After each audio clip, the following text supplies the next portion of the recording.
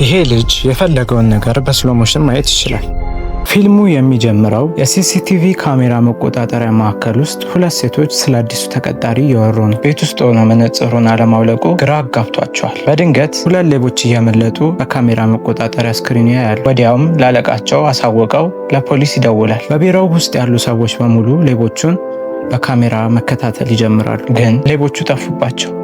ተስፋ መቁረጥ ሲጀምሩ አዲሱ ተቀጣሪ ሌቦቹ በአንዱ አቅጣጫ ገብተው ሲደበቁ የሚያሳይ ቪዲዮ ያሳያቸዋል። በእሱም እርዳታ ሌቦቹ ወዲያውኑ በፖሊሶች ይያያዛሉ። የአዲሱ ተቀጣሪ ስም ዮ ጃንግቡ ይባላል። እናም ነገሮችን በሙሉ በስሎ ሞሽን እንዲያይ የሚያደርግ የጄኔቲክ በሽታ አለበት። ይህንንም ተጠቅሞ ነው ሌቦቹ በጣም በፍጥነት ቢጓዙም ለሱ ቀስ ብለው ሲሄዱ ማየት የቻለ። ጃንግቡ 5ኛ ክፍል እያለ የዱላ ቅብብሎሽ ሩጫ ከሚወዳት ልጅ ጋር እየተወዳደረ ነበር። የዛኔ ነው ለመጀመሪያ ጊዜ ነገሮችን በስሎ ሞሽን ማየት የጀመረ። ወላጆቹ ወደ ዶክተር ሲያክ ወሰዱት። እሱም ዳይናሚክ ቪዥዋል አኪዩቲ የሚባል ያልተለመደ በሽታ እንዳለ ነገራቸው። ይሄ ደግሞ ከሌሎች ሰዎች ለየት ባለ መልኩ ነገሮችን በዝግታ እንዲያይ እንደሚያደርገውና የስሎ ሞሽን ዓለም ውስጥ እየኖረ ያህል እንዲሰማው እንደሚያደርገው ነገራቸው። ይህ ያላቸውንም እንዲያምኑት ዶክተሩ የቤስቦል ኳስ በኃይል ይወረውርበታል። ጃንግቡም በቀላሉ ይይዘዋል። ከዛም ዶክተሩ ምቾት እንዲሰማው ሁሌ መነጽሩን እንዲያደርግ ይመክረዋል።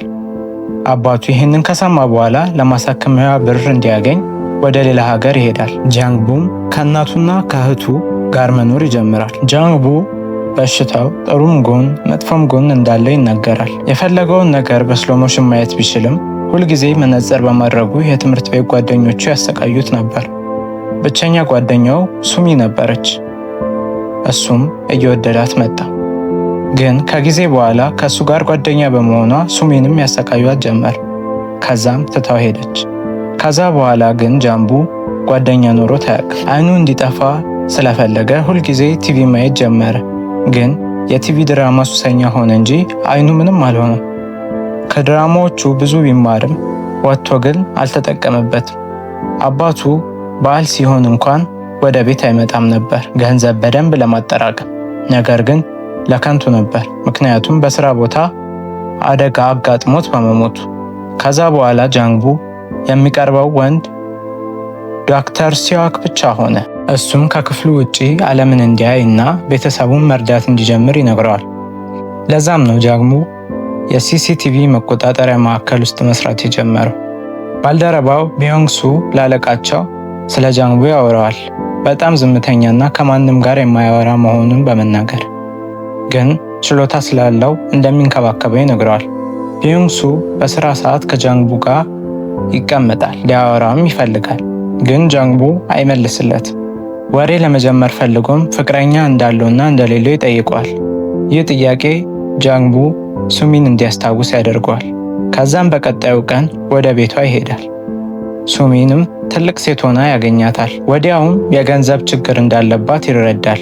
አራጣ አበዳሪዋ ቤቷን ሸጣ እንድትከፍለው ይጨቀጭቃታል። ጃንግቡም እሷን ማናገር ፈርቶ ዝም ብሎ ያያታል። ከዛ ቀን ጀምሮ በሲሲቲቪ ካሜራ በየቀኑ እሷን ማየት ይጀምራል እና በቀን የምትሰራውን ነገር ሁሉ ማወቅ ቻለ። ማታ ማታ ኮካ ትጠጣለች። እሱም እንደዛ ማድረግ ጀመረ። መንገድ ላይ የተጣለ ሶፋ በደንብ አተኩራ ስታይ ስላያት አንስቶ ሁሌ ኮካ የምትጠጣበት ቦታ ላይ ያደርገዋል። በቀጣዩ ቀን ከፍተኛ ዝናብ ስለነበር ባስ ማቆሚያ ጋር እስኪያባራ ስትጠብቅ ያያታል። ከዛም ፊልም ላይ እንዳየው ሊረዳት ይሄዳል። ዣንጥላ ይዘረጋላታል። እሷም ደንግጣ ሰርባው ትሮጣለች። ከዛም ሁለቱ ወደ ዶክተር ሲያክ ይሄዳሉ። እናም ሱሚን እንዴት ሊቀርባት እንደሚችል ይጠይቁታል።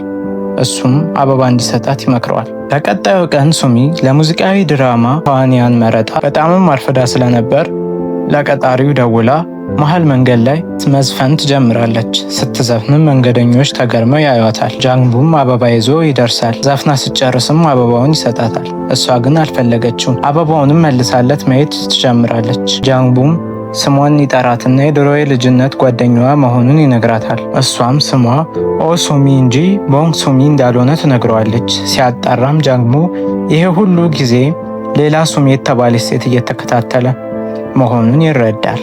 ቢሆንም ግን እቺን ሱሚ እየወደዳት መጥቶ ነበር። በነጋታውም ድንገት መንገድ ላይ ይገናኛሉ። እናም ሱሚ እቃዎቿን ተሸክሞ እንዲከተላት ታደርገዋለች። ከመሄዱ በፊትም ለምን ያችኛዋ ሱሚ እያፈላለገ መሆኑን ትጠይቀዋለች። እሱም ትምህርት ቤት እያሉ ይወዳት እንደነበር ይነግራታል። ስራ ሲገባም ጃንግቡ ሱሚ ስልክ ሲደወልላት ያያል። ስልክ የሚያዋራት ሰውም ለሙዚቃዊ ድራማው እንደተመረጠች ይነግራታል። ተደስታም ስትዘልና ስትጨፍር ጃንግቡ ያያታል። ማታም ሱሚ ደስታዋን ለማክበር ወደ ምግብ ቤት ትሄዳለች። ጃንግቡም በውጪ ሆኖ ሲያያት ትመለከተውና እንዲገባ ትነግረዋለች። ሲያወሩም የድራማውን ስክሪፕት ታሳየውና መለማመድ ትጀምራለች። ጃንግቡ ትወናዋን አድንቆ የራሱን ታለንት ማሳየት ይጀምራል። በቀጣዩ ቀንም ሱሚ ወደ ቤቷ ስትመለስ ጃንግቡ እየጠበቃት ታገኘዋለች። ስለ ብዙ ነገሮች እያወሩ አንድ ላይ መሄድ ይጀምራሉ። ስራውም እንደሆነም ትጠይቀዋለች። ሲሲቲቪ ማዕከል እንደሚሰራና ቀኑን ሙሉ ሰዎችን እያየ እንደሚውልም ትረዳለች። እናም እሷ ሁሌ የምትቀመጥበት ቦታ ተቀምጠው ማውራት ይጀምራሉ እና ከፊታቸው ያለውን የካፌ ባለቤት እንደምትወደውና መኪና እንዳለው ትነግረዋለች። ጃንግቡም ተናዶ ለረጅም ሰዓት የካፌው ባለቤት ላይ ያፈጣል። እሷን ለማስደሰትም በመኪና ሊወስዳት ይወስናል። የስራ ባልደረቦችንም መኪና እንዳላቸውና እንደሌላቸው ይጠይቃቸዋል ከነሱ ለመበደር ግን ማናቸውም የላቸውም። ወደ ቤቷም ስትመለስ ሱሚ ከአራጣ አበዳሪዎቿ ጋር ትገናኛለች። እሷ ላይ መጮህ ይጀምራል። እናም ብሩን ካልመለስሽ እመታሻለሁ እያለ ያስፈራራት ጀመር። ጃንግቡና ቢዮንግሱ ይደርሱና ከሰውየው ያድኗታል። ጃንግቡ ወደ ስራ ሲመለስም ሱሚ ወደ አንዱ ካሜራ ተጠግታ አመሰግናለሁ ብላ ትጮኻለች፣ እያያት መሆኑን ስለምታውቅ። ከስራ በኋላም ፓርክ ውስጥ ተገናኝተው ለረጅም ሰዓት ያወራሉ። ጃንግቡ መኪና ቢኖራት ምን እንደምታደርግ ይጠይቃታል። እሷም ወደ ባህሩ ቦታ ሁሌ እንደምትሄድ ትነግረዋለች። መኪና መግዛት ስለማይችልም የባስ ሹፌሩን እንደ ጓደኛ ይይዘዋል። ማታ ላይ ባስ ሹፌሩ ለብቻው ሲጫወት በካሜራ ያየዋል። ከዛም ጃንግቡ አብሮት መጫወት ይጀምርና ውለታ እንዲውልለት ይጠይቀዋል። ጃንግቡ የስራ ባልደረባውና የባስ ሹፌሩ ሱሚን ከፌርማታ በቀጣዩ ቀን ይወስዷታል። ወደ ባህሩ ቦታ እየወሰዷት መሆኑንም ይነግራታል። እሷን ለማስደሰት እያደረገ ያለውንም ጥረት አይታ ሱሚ ጃንግቡን መውደድ ትጀምራለች። ቢሆንም ባሳቸው ኬላ ላይ በፖሊስ ትቆማለች። እናም ባሷ በአንድ ከተማ ብቻ እንድትሰራ እንደተፈቀደላት ይነግራቸዋል። ሱሚም ተናዳ ከፖሊሱ ጋር ለመጣላት ስትሞክር ቢዮንግሱ ያረጋጋታል። ወዲያውም ወደ ቤታቸው ተመልሰው እንዲሄዱ ተደረጉ። የጃንግቡ አለቃ ለሰራተኞቹ በቅርቡ ብዙ ሴቶች እንደተጠለፉ እና እንዲጠነቀቁ ይነግራቸዋል። ወዲያውም ጃንግቡ ሱሚን በኮምፒውተሩ ያያታል፣ ግን በቅጽበት ትጠፋለች። ተደናግጦም ከቢሮው ይወጣል ምን እንደተፈጠረባት ለማጣራት፣ ግን ፕራንክ እያደረገችው መሆኑን ይገነዘባል። ማታ ላይም ጃንግቡ ቤት ያደርሳታል። ወደ ቤት እንዲገባም ትጋብዘዋለች። ወደ ቤት ስትገባ ግን አራጣ አበዳሪውን አገኘችው። እቃዎቿን እየወረወሩ ብሩን እንድትመልስ ማስፈራራት ጀመሩ። ጃንግቡ ሊረዳት ይሞክራል፣ ግን ሳይታሰብ ይዞርበትና ይወድቃል። ሰዎቹ ከሄዱ በኋላ ጃንግቡ ሱሚን ቁጭ ብሎ ማውራት ይጀምራል። በተወረወሩት እቃዎች መሃል ጃንግቡ ለሱሚ ትምህርት ቤት እያሉ የሳልላትን ስዕሎች ያገኛሉ። ሱሚም ወዲያውኑ ሌላ ሰው ነኝ ብዬ ዋሸሁ፣ ከልጅነቴ ጋር እንዳታወዳድረኝ ፈልጌ ነው ትለዋለች። ጃንግቡም ዝም ብሎ እሷን ማየት ጀመረ። እሷ ደግሞ ስዕሎቹን ማየት ጀመረች በፈገግታ። በቀጣዩ ቀንም ዶክተር ሲዋክ ጋር ይሄድና አይኖቹ መደብዘዝ እንደጀመሩ ይነግረዋል። በጊዜ ሂደትም በሽታው እየባሰ እንደሄደና ከትንሽ ጊዜ በኋላም አይኑ ሊጠፋ እንደሚችል ይረዳል። ጃንግቡ በበሽታው በጭንቀት ውስጥ ሳለ ሱሚ ደግሞ በብድሯ ምክንያት ጭንቀት ውስጥ ነች። ቤቷን ሸጣ ለአራጣ አበዳሪው የሚበቃ ገንዘብ አገኘች፣ ግን አሁን መኖሪያ የላትም። ጃንግቡ እቃ ይዛ ከሱቅ ሻጭ ጋር ስታወራ ያያታል። ወዲያውም አብራው የምትሰራው አንድ መኪና ባልተለመደ ሁኔታ አንድም ቦታ ሲመላለስ ትመለከታለች። የታርጋ ቁጥሩንም በደንብ ስትመለከተው መኪናው የአፋኙ መሆኑን ትረዳለች። ለአለቃዋም ተናግራ ፖሊስ እንዲያውቅ ይደረጋል። ቢሆንም መኪናው ከአይናቸው ይጠፋባቸዋል። በተመሳሳይ ሰዓትም ጃንግቡ ሱሚ ከአይኑ ትጠፋበታለች። ደንግጦም ሊያድናት ይወጣል።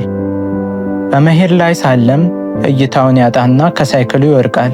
ቢዮንግሱም በካሜራ ያየውና ሊረዳው ይመጣል። ይሄ እየተካሄደ የሆነ ሰው ወደ ሱሚ ይቀርባል፣ እጇንም ይይዛታል። ግን ይዟት ከመሄዱ በፊት ጃንግቡ ወደ እነሱ መሮጥ ይጀምራል። አፋኙም ደንግጦ ይሮጣል፣ ግን ጃንግቡ በባስ ከመገጨት ለትንሽ ይተርፋል። ፖሊሶች ይመጡና ሱሚን ለጥያቄ ወስዷታል። ጃንግቡም ለብቻው በነበረበት ሰዓት ጓደኛው ቢዮንግሱ ሊረዳው ይመጣል። ጓደኛውን እንደያዘም እይታውን በማጣቱ ያለቅሳል። ብዙ ቀናት ያልፋሉ። ሱሚም ጃንግቡን አላገኘችውም። ሲናፍቃት ሲሲቲቪ ካሜራዎችን ማየት ትጀምራለች። ከትንሽ ወራት በኋላ ጃንግቡን ካፌ ውስጥ ሆኖ ትመለከተዋለች። በደስታም ቀረብ ብላ እጇን በማወዛወዝ ሰላም ትለዋለች። ግን ጃንግቡ ዱላውን አውጥቶ በተቃራኒው መንገድ ሲሄድ ትደነግጣለች። ከኋላው መከተልም ትጀምራለች። ከዛ ከአንድ የስዕል ጋለሪ ትደርሳለች። ጋለሪውም ጃንግቡ በሳለው የእሷ ስዕሎች ተሞልቷል። በቀጣዩ ቀንም ሱሚ ከእንደገና ትከተለዋለች። ግን አሁን የት መሄድ ትፈልጊያለሽ ብሎ ይጠይቃታል። ወዲያውም ዘላ ታቅፈዋለች። ፊልሙም በዚህ ያልቃል።